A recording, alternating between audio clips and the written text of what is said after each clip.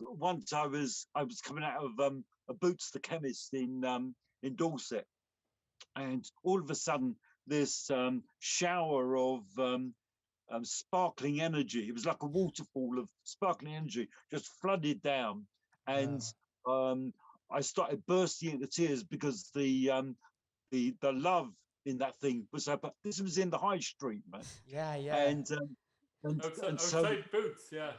Endorse it. and so yeah, and so what I tried to do was I tried to pull myself together, and this voice said, "Just let it go."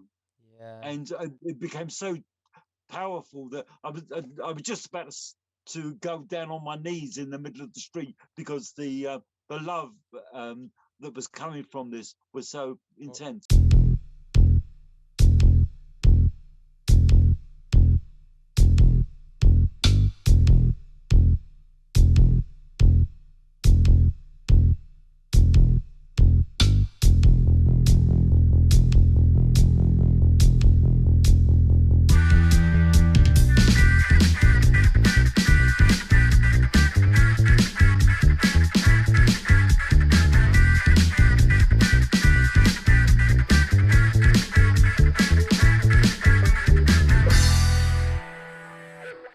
Welcome back to Everything from Nothing, Ireland's most effervescent podcast, available on YouTube and Spotify.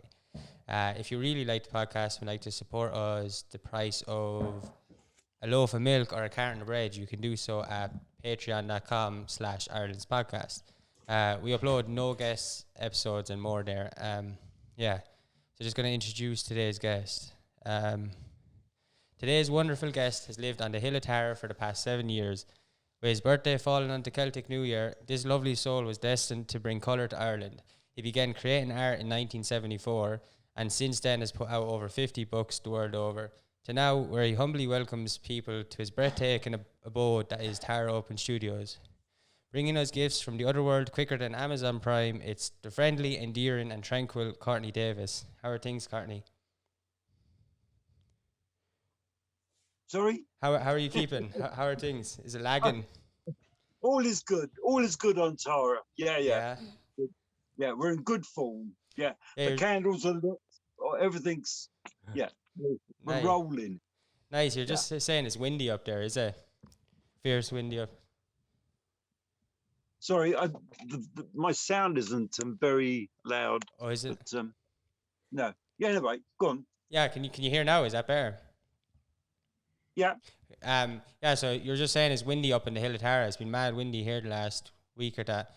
The weather must be like twice as bad on the Hill of Tara when it is. Oh yeah.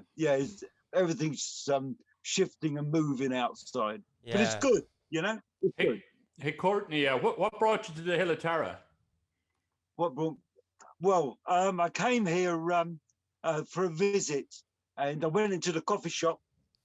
And the guy in the coffee shop who owns the coffee shop recognized me, and he dragged me down to this empty barn and asked if I'd like to do an exhibition for 2 months, and that was 7 years ago, and I've been here. Is the exhibition still ongoing? Yeah.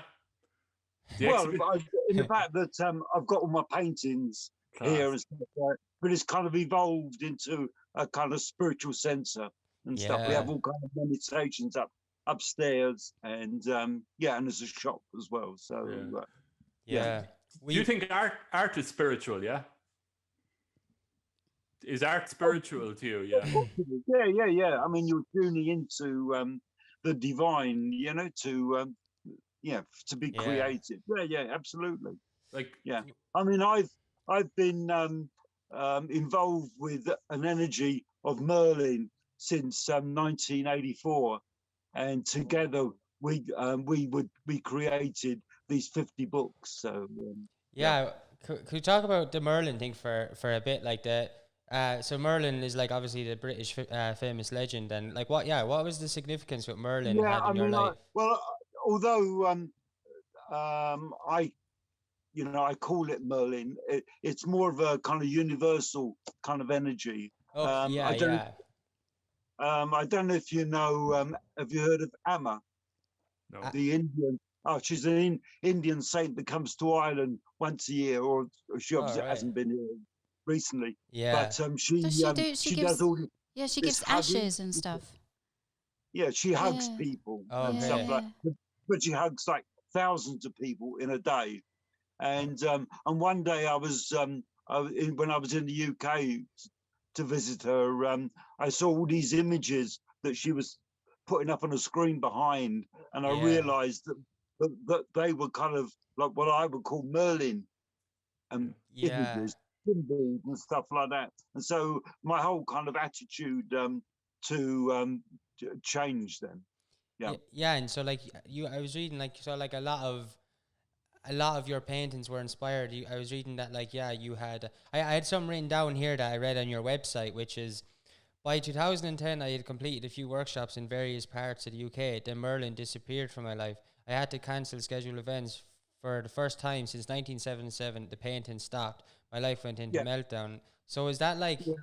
Merlin was like sort of the channeled energy that you were using when for Um, those 37 years? Am I correct? yeah. Or Yeah. Yeah. I went through like an apprenticeship with the energy for it was about 3 years where the energy was teaching me how to paint. The thing yeah. was that before that, this energy, my paintings would take about two weeks maybe or a week Okay. to. But once I started working with the energy, for a lot of the years I had to do a painting a day because I was churning out like 3 books a year at That's one right. stage, and Yeah. some of those books were 128 pages of pictures That's of so paintings. mad. Wow. So yeah, How did your artwork start? Because it sounds like it was a bit of a slow start for you, kind of like finding your own feet and your own pace with it. And yeah. Well, I had this experience. I've got I'm registered disabled. I've got a scoliosis, and my spine's all twisted. yeah, And I went into hospital for an operation. And a couple of days after the operation, I went through another operation, but it was like a psychic operation. yeah, like psychic And at the surgery. end of the and at the Yeah. end of this, I saw 8 monks standing at the end of my bed, but they were obviously 8 Merlins and Wow. 8 aspects of Merlin. Yeah. And so I decided I wanted to give something back because obviously I realised something important had happened to me, and so I spent a few years doing working with the Spiritualist Association in UK. I became a Buddhist monk. I got ordained as a Buddhist monk for a Whoa. time, and You know that. and then my father died, and I needed to look after my mum, and so I decided that just to start drawing. I haven't done drawing for years, but I just started doing some drawings, and then a company that I worked for saw one of the pictures, and they had a magazine, and Yeah. so they used the picture on the magazine, and it all kind of started from there, really. It's like Yeah. obviously, like you said, it's been a big part of your life, but like spirituality and art, and like obviously, like they're intertwined and stuff. Like, what was it? Were you like connected as a kid, like, or was there a certain age or a moment where, or was it more gradual thing? Like, yeah, it's more so. Sorry, not to get sidetracked. Like, where Yeah, I did? mean, before the operation happened, I was in the jewelry trade. I was a jewelry designer, and I worked with diamonds, and I would use a diamond to cut into gold and platinum and do all kinds of designs and Yeah. stuff. And so it was all about money. And then, but after this operation, I gave everything away, Okay.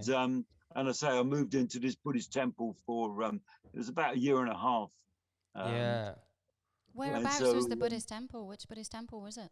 it was in London, a place in London. It was connected with a karate thing as well. So I used to go around different places in London teaching karate and Buddhism and stuff.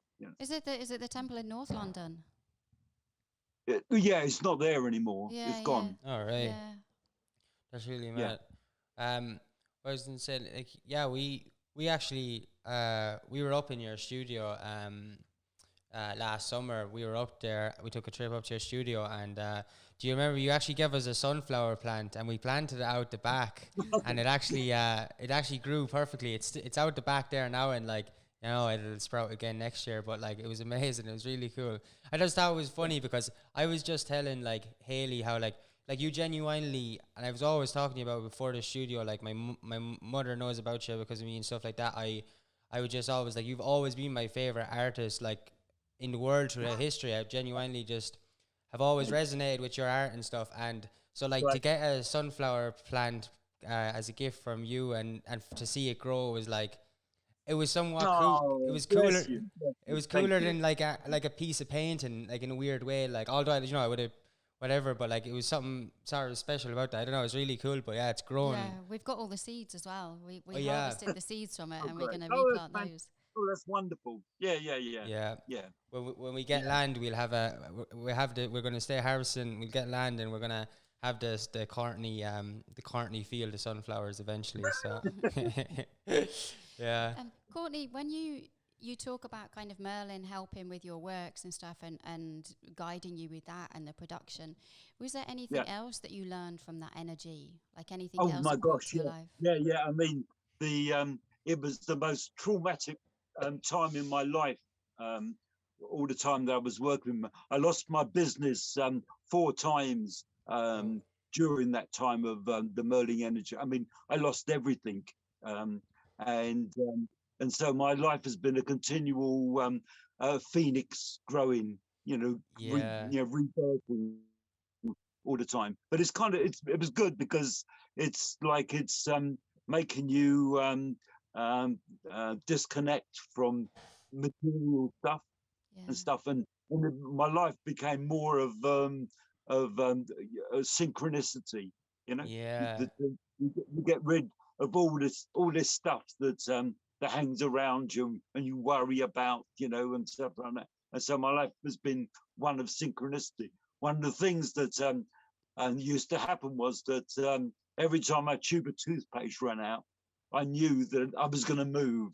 So, wow, that's so being on Tara for 7 years is the longest I've stayed anywhere.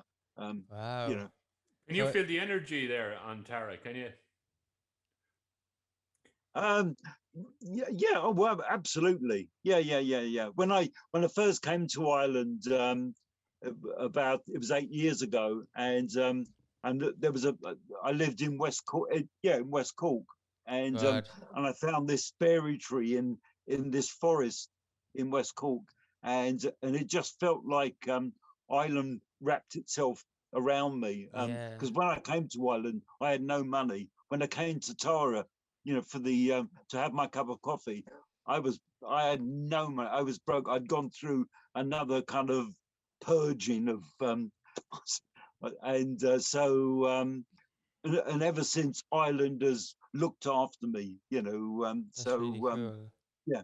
So the whole point of the Tower Home Studio is it's a continual giving, rather than wanting to take anything. I don't earn any wages from this place. Yeah. All I do is I just keep pushing more money into creating something that obviously people feel very strongly about. Yeah. Even through the lockdowns and stuff, I've still had people come in just because they want to sit down in here for a little while and light a candle. Yeah. I'm kind of over in another corner painting away, and so I just leave people to it. Yeah. So, I was just saying as well, I feel like you being there, which is funny as well because you're not even like from Ireland originally, but I feel like you being there and like you being there with your studio feels, I don't know, it might sound mad, I don't know how to explain it. It feels like, I was only saying that, I feel like you're somewhat protecting the Hill of Tara, and I know like there gets a lot of tourists and stuff like that, but for such a sort of well-known... Well, I don't know about that I'm protecting it, but I know I feel a great reverence Okay, for the yeah. fact that I'm actually here, and the universe and the goddess of Ireland has brought me here. And so I mean, the thing is that in all the years that I was painting all these books, a lot of the designs of images were from Ireland, Yeah. and in all that time, I never ever came to Ireland, and so it wasn't So until mad. 8 years ago, well, certainly 7 years ago, when I came to Tara, because I visited Newgrange on the same day, and it was like there was tears flooding down my face because I was touching stones that I'd painted like That's mad. dozens of times, So and like, here I was actually holding the stone. So so it's, so it do you meant a mean, great deal. like, would you have Yeah. painted like the Leah Fall, like for example, as a stone, like before Ireland, and then to that painting you did it called, I think it's titled Leah Fall. Am I right? Like, was that painting done? Was that painting done before you got to touch the? No. Okay. I've actually um um in one sense been more prolific, and my art has changed dramatically since I've been Yeah. living here on Tara, and it's for me it seems very different from I was doing Celtic art, but Yeah. for me now I'm doing kind of Celtic art, and it feels more from the spirit. Yeah. That's really cool. Do and like when you're what's it called? Like when you're when you were like doing a painting, I sort of know the answer a bit of the answer to this, but I think it's an interesting point. Like it was like when you're painting, like do you have an intention like in what you want the person to feel when they see the painting, or like do you have an No, okay no. I literally um, just start blank, and yeah I just let the universe in its wisdom. I'll give you I'll explain to you something of the when I was working with the Merlin energy, it would feel like I'd be sitting on my drawing board, and I'd have this pressure that would come over, mm. right? And it would, and so together we would be together working on the designs, but there was always a conscious thing that I was actually holding the pen or the brush as it was working. Ye- And then I had this experience just before I came to Ireland. As I say, I had no money. I'd been living in my car, yeah I'd done, I stayed at a friend's house one night, and I woke up in the very early morning, and there was no sign of Courtney in the room. All there was just an empty room. Okay, and there was yeah just awareness of a room, and ever since my connection with Courtney is kind of like he's separate from who I am, and so now when working on the paintings, it's more of it's like the universe um, creating the art.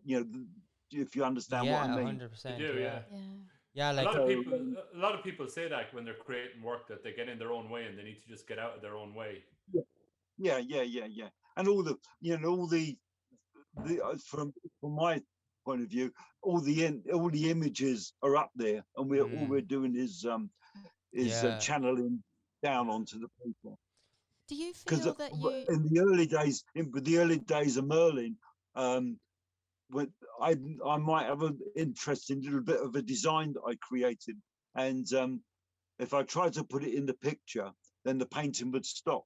I used to have these little blue yeah lights you could touch the painting, so that they would kind of guide me how the painting was going. But as soon as I put my little bit into the picture, the lights would stop. But as soon as I yeah took it out again, the lights would Wow. start again, and the paintings would. So it was almost, all the time. It's just, like the river flowing. You just keep on, you just flow with it, and you don't yeah get stuck in the bank or anything, and it's just a continuing movement all the time. Do you feel, Courtney, as though you kind of exist now by this point in your life as sort of more of an awareness than as, I suppose, a personality or anything like that? Because you talk about that, you're kind of, you've said before in your writing about the constraints of Courtney, and, that you're not Courtney in part of what you do. And how do you feel your existence is now? Well, I mean, the thing is that the experience that I had, it wasn't Courtney that was having the experience. It was like her, it was much deeper than that. So,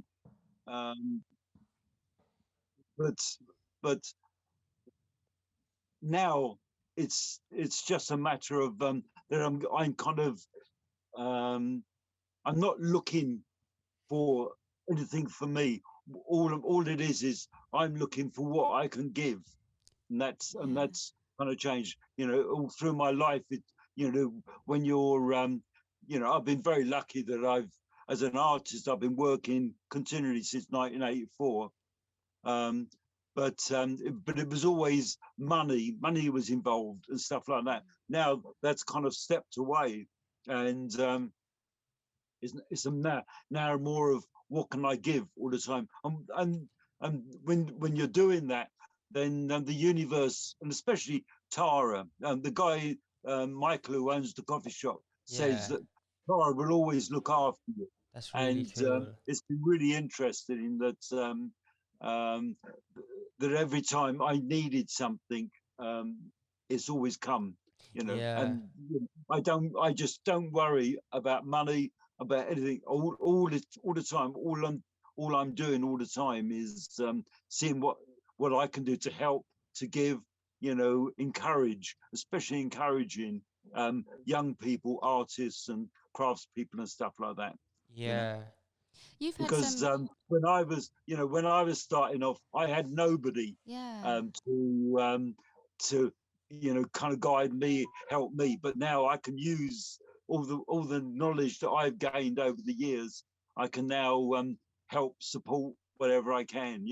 That's really cool. You have had some really unusual experiences in your life. When I was just looking through your website and extracts and books and things like that, even kind of back in the UK, I read about when you were living in a small town called Saffron Walden. Oh, yeah. And I mean, that's a town I would have visited. I would know a little bit. I was quite amazed by what I read. Do you just want to share some of the things that went on there for you? Because there was a bit of a. I mean, I was kind of a bit before my time. What you got to realise, I've been around a long time. Okay, so I was around before there was a kind of new age. Kind of, and so so I went to Saffron Walden. I just published the first Merlin book, and a friend of mine said you should go to Saffron Walden. It's got a beautiful maze there. Yeah, it's lovely. And so I set myself up there, and I put together a new age centre in this, but it was a very kind of Christian church, Christian area, and although I was selling kind of astrology books and stuff like that, which you could easily find in W.H. Smith's on their high street, for some reason they didn't like me selling, and so there used to be a group of Christians standing outside the gallery and stopping people from going into the shop. That's so and mad. Then one day there's this strange guy turned up, and I looked at him, and it was like he all of a sudden switched into a different gear. And I used to have a huge signboard outside, and he picked it up with one hand and he threw it through my the shop with the gallery window. Jesus. And smashed it to smithereens. And then he just kind of stood there. Then his eyes kind of changed again, as if he came back. And he just got on his bike and started heading back down the road. That's so bizarre. Like, It's not. So Yeah. But yeah, you experience kind of other, like, people would shout things at you in the street, and there was quite a lot oh of yeah, disturbance around you. yeah, yeah. It's just because you know I was just you know like people didn't. There was nothing about homeopathy and Mm. Yeah. aromatherapy Yeah, or yeah. anything. Everything like that was all ridiculed, Yeah, and so definitely, yeah. When was yeah. that? When did that happen? What So era? that must have been about 19. Well, it must have been 1984 when the That's so Merlin book mad. came out. But there was the odd kind of little health food shop, but there wasn't anything with all Yeah. the spiritual books and me, painting, talking about Merlin and stuff like that. Yeah. Which is mad Yeah, because I mean, especially like there was so much that went on. The whole thing I was reading something before is just like the thing is if people don't understand it, and it actually still goes on. Like when something new happens and people don't understand it, the instant thing to do is call it Satan and point at it. Happened with like bands like Led Zeppelin, rock music. You had rock music and yeah, there's such a difference between rock music and sort of the more like and your art, like, do you know what I mean? They're two different things, but yet like the same people were both calling both of them things Satan. It's like they're so far from each other. How can I don't know? Yeah, the second something is away from the norm, it's like, oh, it must be Satan. Like it's a bit bizarre. yeah, Um, yeah. Do you see some kind of value in that experience now? Because it must have been, you've gone there to start a business and to make a place your home, and all of that was probably a bit unexpected. I'm Well, sure I it mean, the was. thing is that's in a sense that it's happening again right now with those who believe in vaccine, those who don't believe in vaccine, those who believe in coronavirus and stuff yeah, like that. Yeah, yeah. And so it's happening. again, All you can yeah, do is, this is all for me. This is all about working on me, not worrying about what's exactly. going on with anybody Oh else my god, Yeah, outside. yeah, yeah. Yeah. Yeah. Everybody's too worried about everybody else, and yeah.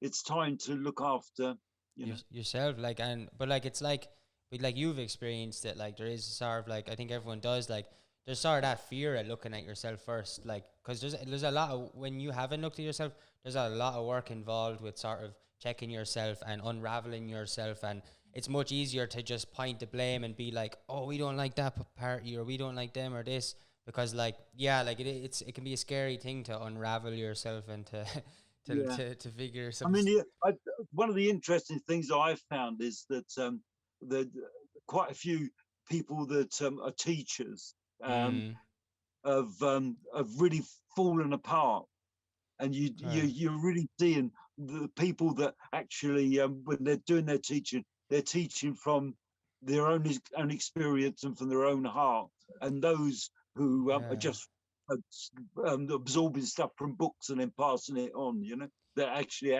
haven't actually kind of got any kind of a foundation. Yeah, yeah. It seems like like the feeling around learning or education, like because of this, like education system, of course, sort of somewhat killed it, and there needs to be a sort of renewal of it because sort of education or the want or the longing to learn has sort of died down, and I think that is just like people know that education is still very important, like learning and growing is still very important. So it's like Yeah, that's why it's still there and there's a whole system around it, but no one's sort of like it's just existing for the sake of like checking a list, like, oh, we're humans, we need education, but like we're not actually. I think we need to like find that sort of longing for learning, like yeah, people who wanted to yeah, learn went, they traveled to learn, they did, like it was so yeah, yeah. I yeah. read on I your. mean,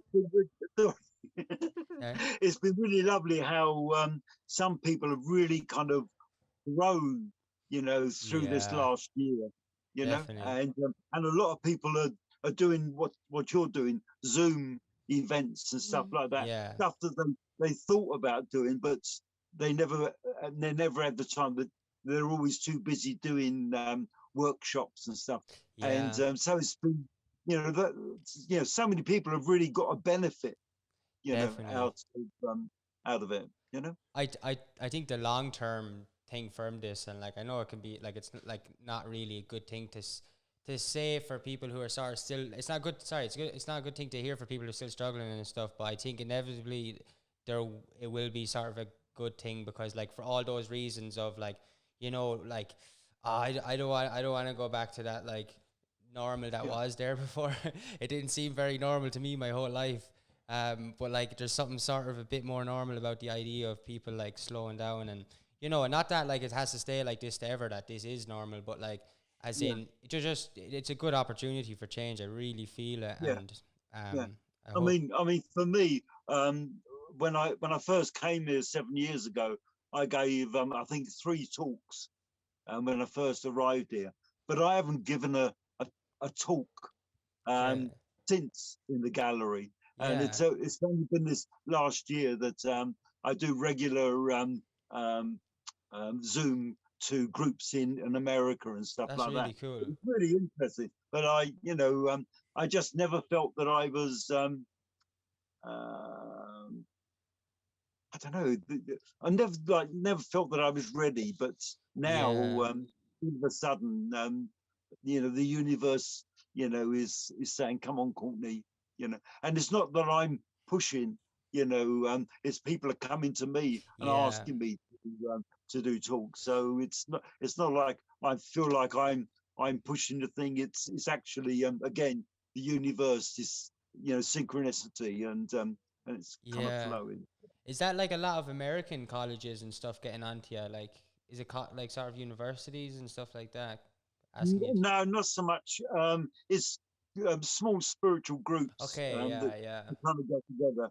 But I mean, what they do is I have somebody that sets them up, and yeah, they kind of sit down with each of the people that are going to go, and they kind of vet them and kind of so it means that when I give the talks, I can go much kind of deeper okay, into yeah, the whole kind of awakening thing and kind of stuff like that. yeah, yeah, Courtney, I read a thing on your website that I really, really resonated with this, because I would have done quite a lot of learning and reading and stuff in my life. And it said information is not knowledge and knowledge is not wisdom.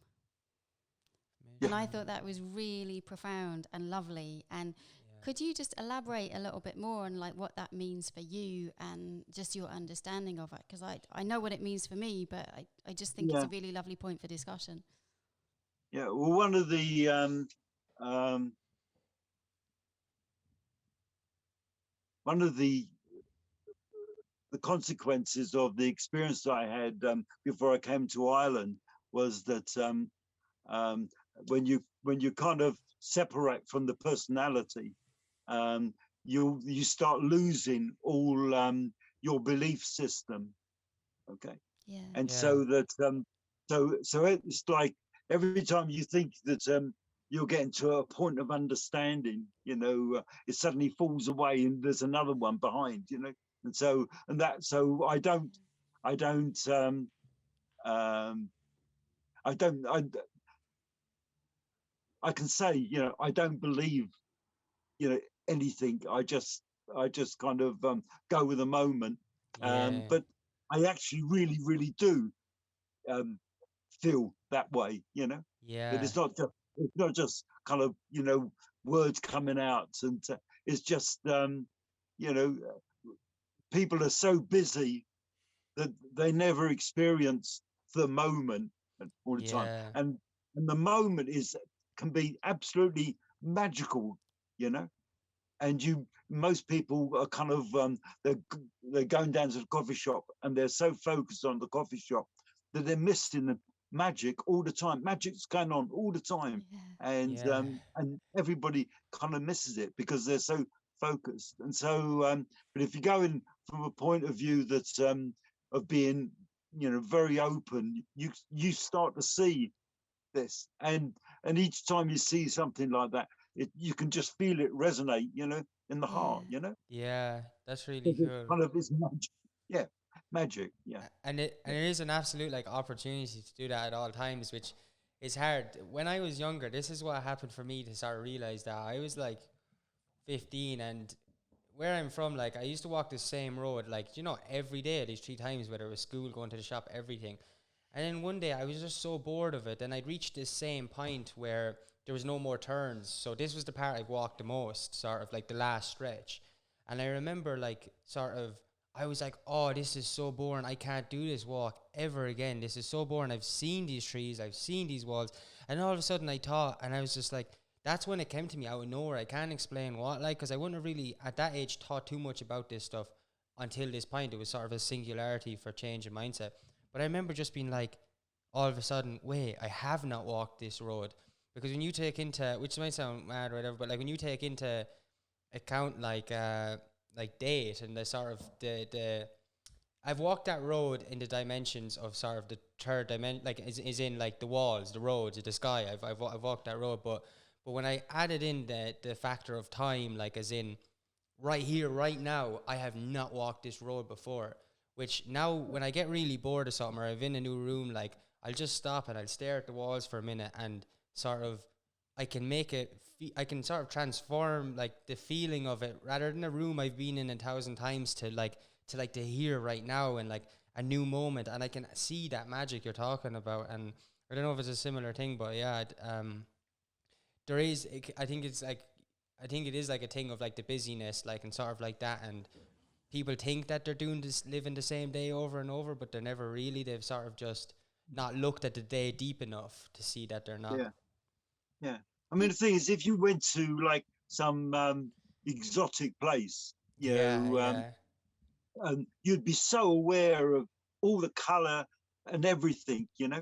Yeah. But then when you come home and it's just kind of, oh, it's home, you Yeah. kind of, you miss, It's like Yeah. you live the day, but you don't experience it. Absolutely. Yeah. Yeah. That's where the Well, wisdom comes most from. people aren't living the day, are they? I mean, Yeah. they're either living what happened yesterday or what they Or- want. Exactly. Yeah. I mean, they're kind of bypassing them. Yeah. And when you get to my age, you kind of you start to see life kind of in an entirely new kind of way. Yeah. That's really cool. I think when you try and draw something from memory, you realize how little you look at things. Yeah. Yeah. Even, Yeah. Oh, even, absolutely. Yeah. even draw your own car from memory, you won't really remember, is there a rubber on top of the door or is there not? Or Yeah, that's what, so true. you see so little, you just kind of make up most of it in your mind, what's actually Yeah. there. That's so Yeah. true, actually. Yeah. Do you remember the first positive reaction you got for your artwork, like as a kid or whatever?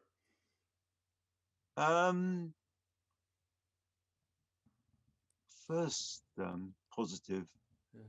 Well, I suppose it was my wife, really. Yeah. My wife at the time.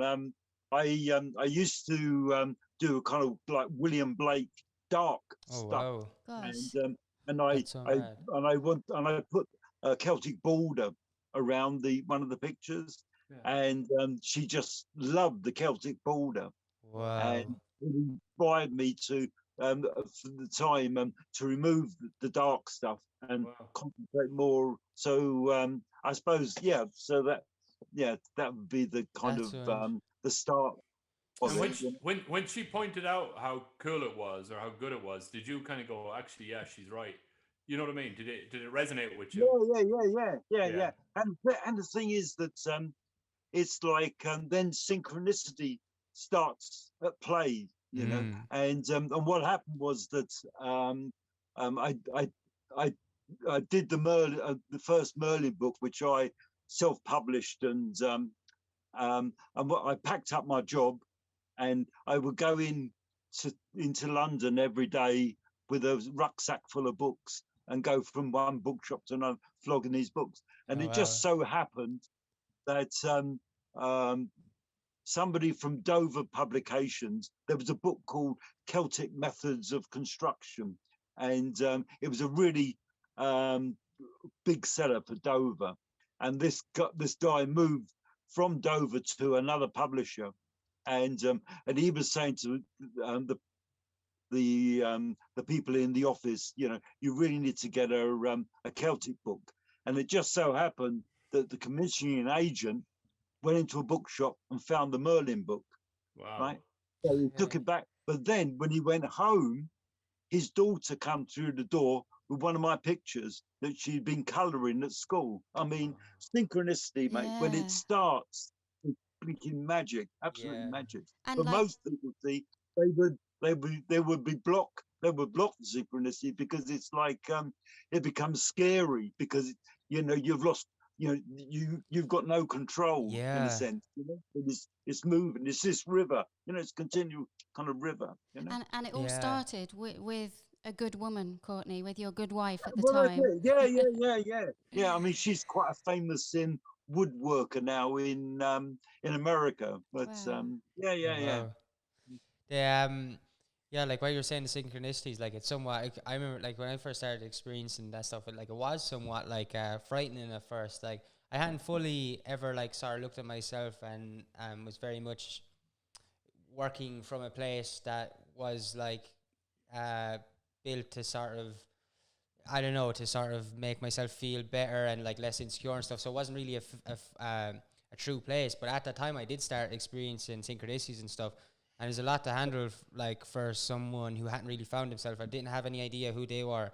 And there was like this weird sense of like, at first it's like, oh, that's cool. Like it's sort of like a thing to talk about. But like, as you said, when you choose to go down that river, for me at first it was like, okay, it was cool. Now it's getting a bit weird. It get weird. But then you sort of do just, for me anyway, I did sort of just get past that point of like it being weird to being like, and then sort of giving into the weirdness of it, and then all of a sudden it wasn't so weird anymore, and like life's just easier, and there is like, and then I really understood what it meant by the term flow, Yeah. and Yeah.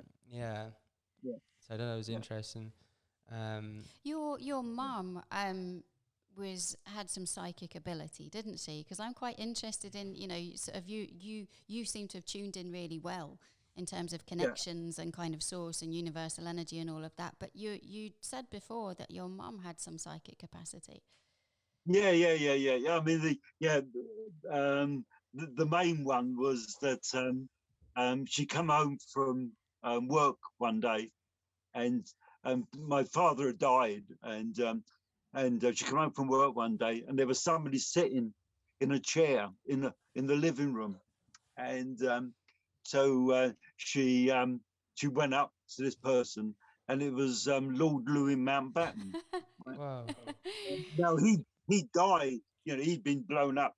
By the, and so but he decided that he wanted her to write his biography, right? Wow. And so she went through all this time where she had to buy the right pen, and so she had all these pens that he looks like he was a fussy bugger. Because what it had to be was that the handwriting had to be his handwriting, and so she spent. I Wow. mean, she spent months and months. She had suitcases full of exercise books, Jesus. with just and it was like one sentence over and over and over and over and over again. And she used to have these fights with him, right? She likes EastEnders and Coronation Street, right? And so she would have this battle with him because he wanted her to be writing now that she was home from work, and she wanted to watch. And so they used to, Wow. have these battles, and then they would work out she could watch half of Coronation Street. That's so funny. That's cool. That would be, my mum would be the very same. You see, you wouldn't get anything out of her until she's watched EastEnders. Yeah. Did she write the book? Did she? Well, no. I mean, he wasn't. Although he was a diplomat, he wasn't very diplomatic. And she said to him one day, "Why have you chosen me?" And the reason was that she wasn't political. She wasn't very good with history, and so she was like a clear channel. That's so But he didn't kind of explain it that way. And as far as my mum was concerned, it was because she was thick. Right?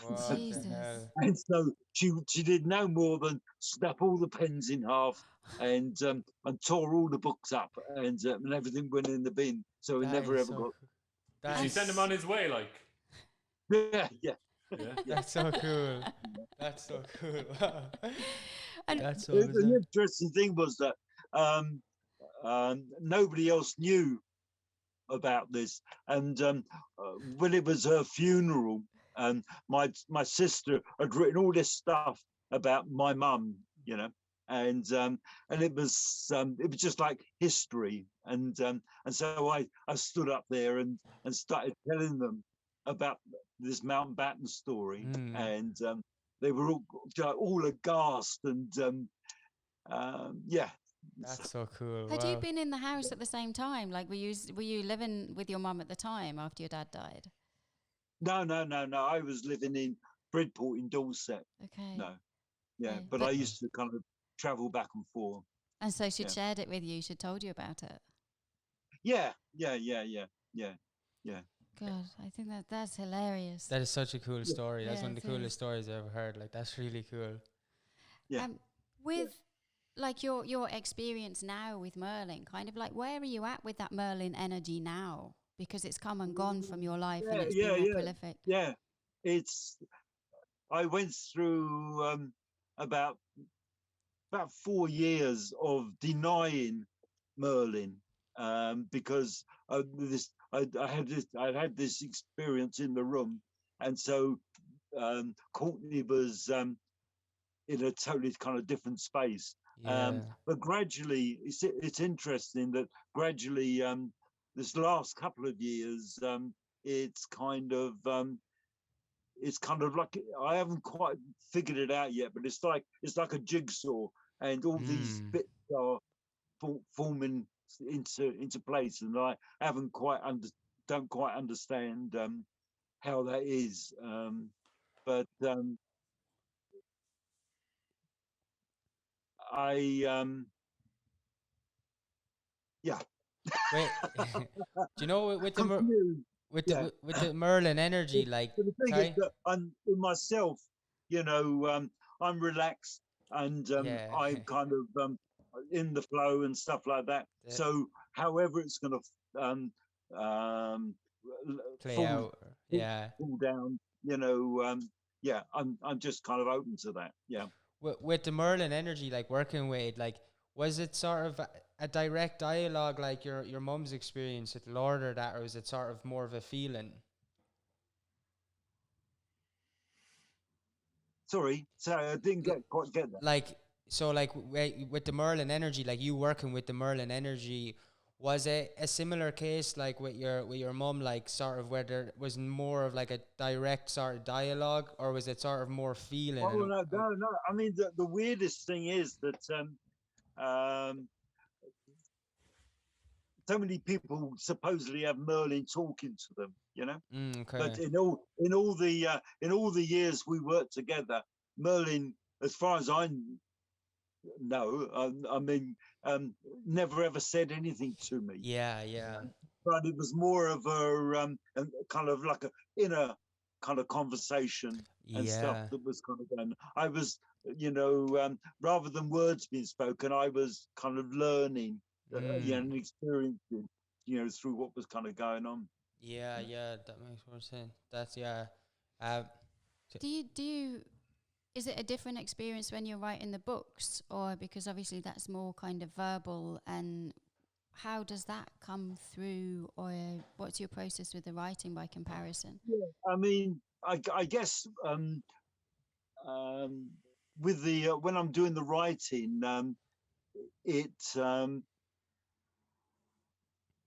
I would imagine that that was more like a Merlin kind of, you know, I see everything as energy, and like when I had the experience in the hospital and I saw 8 different Merlins, and so I see energy rather as being archangel this and this and that. I see it as kind of different kind of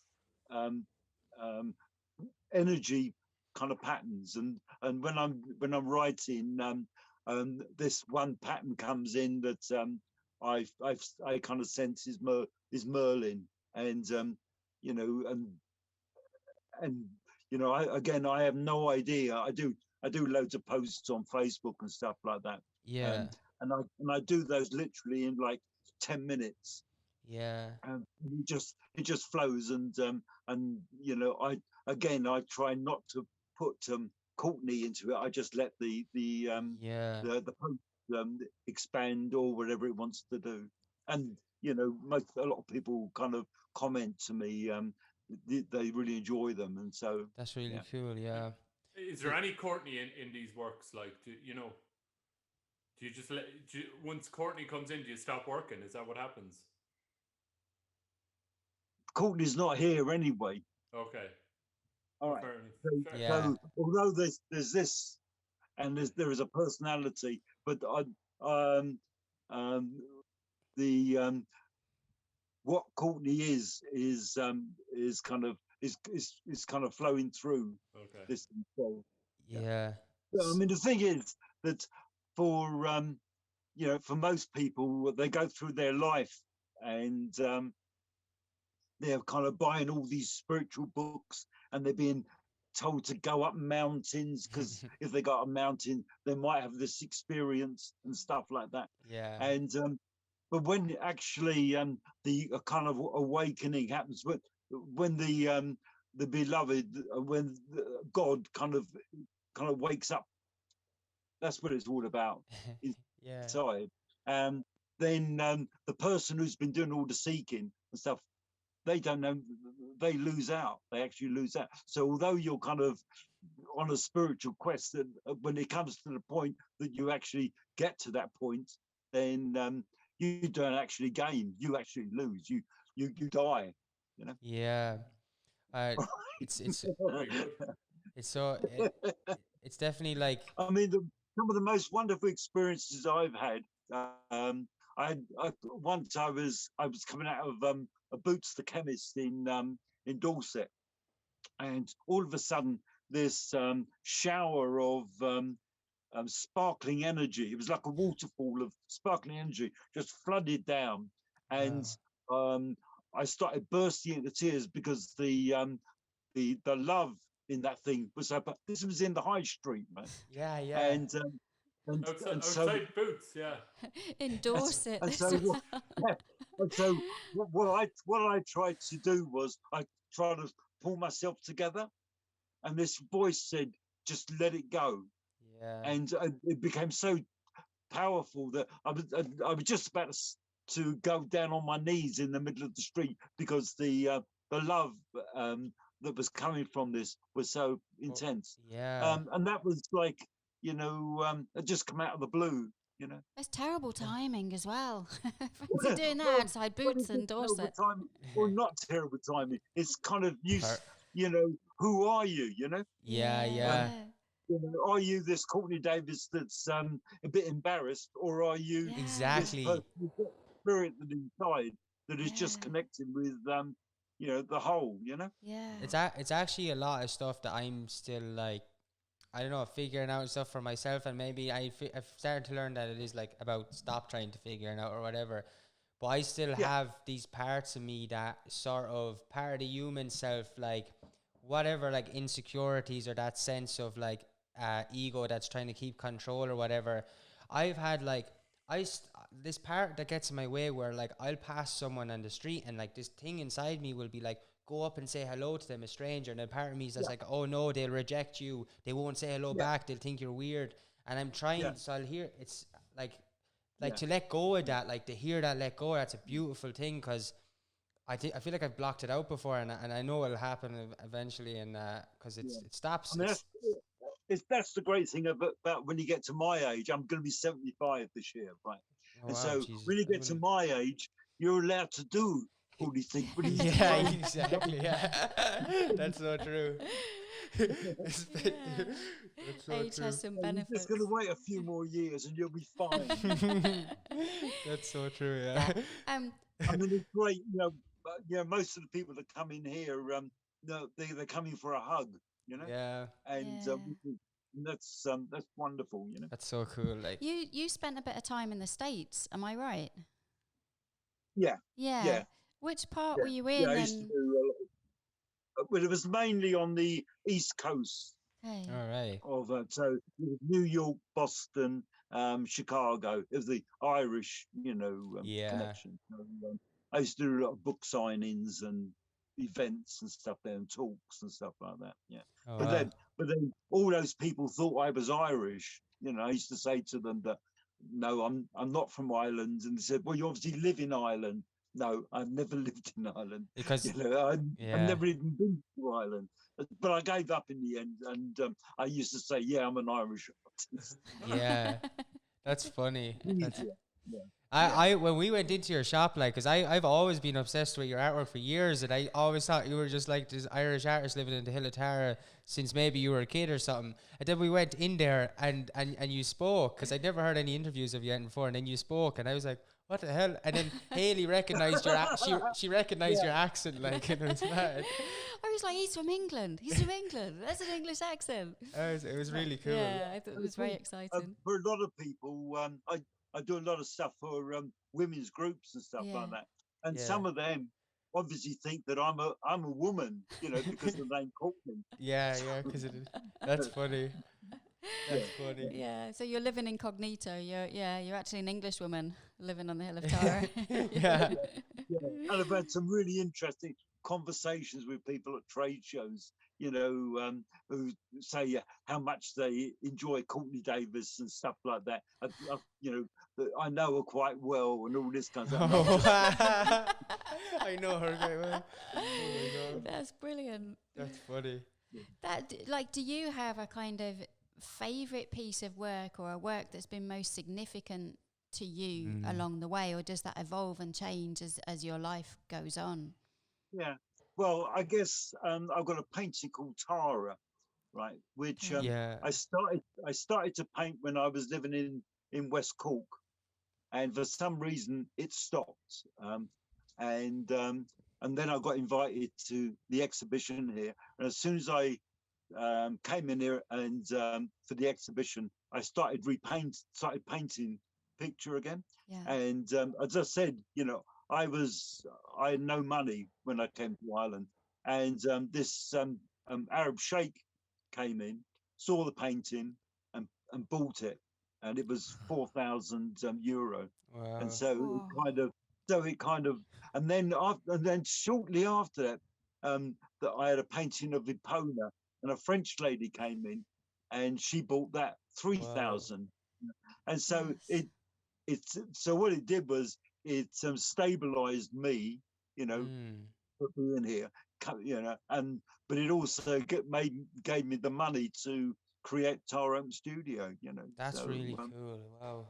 So again, synchronicity, you know, you just never know at any point, any time, it could all change, you know, and it could, you know, tomorrow might come along and something might happen, and maybe I have to move on. Who knows, you know? Yeah. But it's kind of you know, I've been married 4 times, right? So I'm kind of you know, used to change.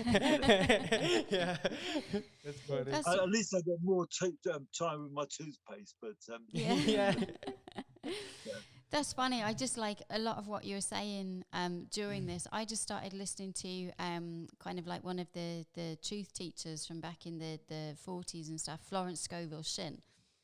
Right. And there's a lot of talk in that about kind of synchronicity and timing of everything. So it's really weird kind of sitting talking to you here today. It's just kind of reinforcing that.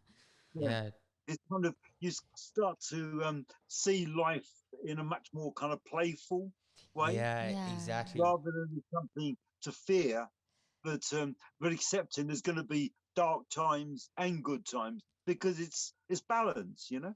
Yeah. You know, everybody's kind of, you know, clutching their pensions and stuff like that, you know, and stuff, and rather than just kind of just letting go and just the more you let go, the easier it becomes. Yeah. Absolutely. Yeah. And you're, you know, just opening yourself up to possibility, and how things can change. Because if you have your gaze kind of fixed on one particular endpoint and one particular outcome, you're going to miss out on what else could jump in your path and be right for you. Definitely.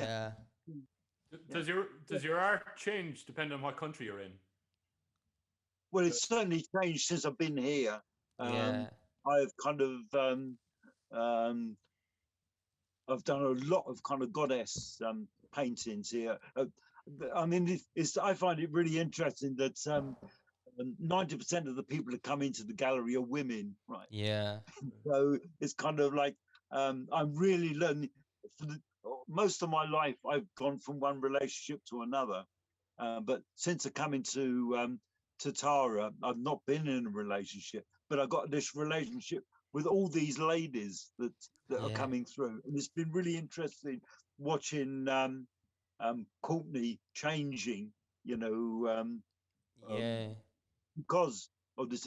You know, when I first came to Tara, I wasn't as kind of outgoing as I am now, but it's kind of like,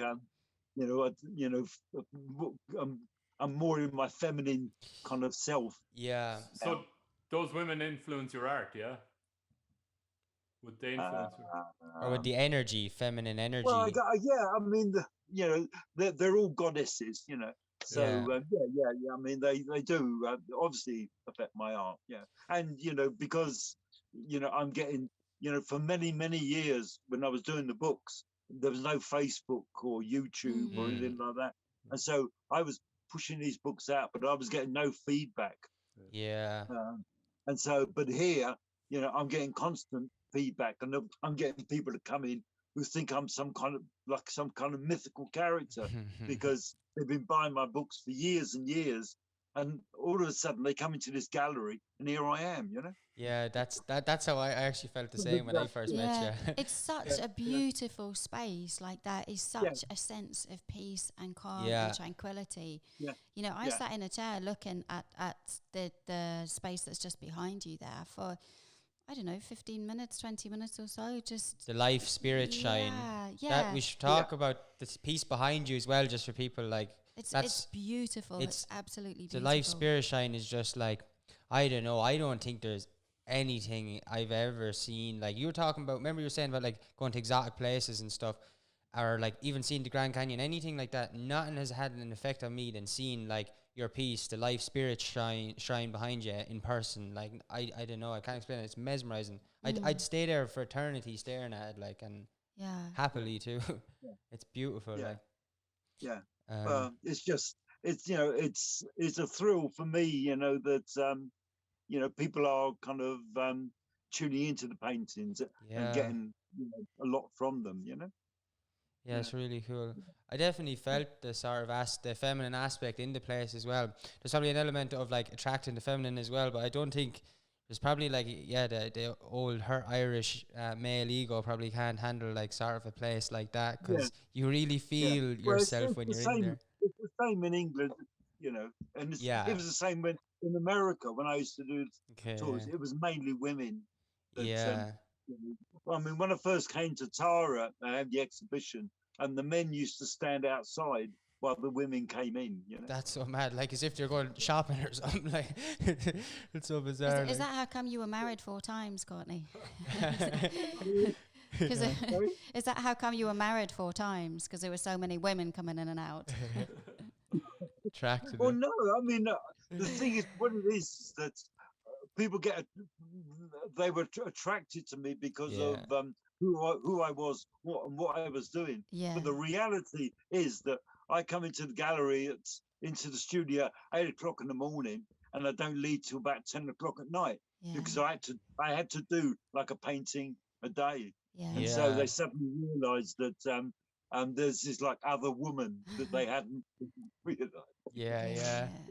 That's funny. So I always warn. I used to warn them, but they just said, no, it'll be all right. But eventually, people got fed up. Were you ever influenced by other artists? I try not to view other artists. I hate it when people send me images and stuff like that. I guess what's his name? The Irish artist. Jim Fitzpatrick. No. What's his name? he did all the stained glass. Oh, yeah, Harry Clark. Harry Clark. Harry Clark. Yeah. Yeah. I mean, I guess some of the old illustrators, I kind of, but anything like Jim Fitzpatrick or anything like that, I really try not to. Yeah. Okay.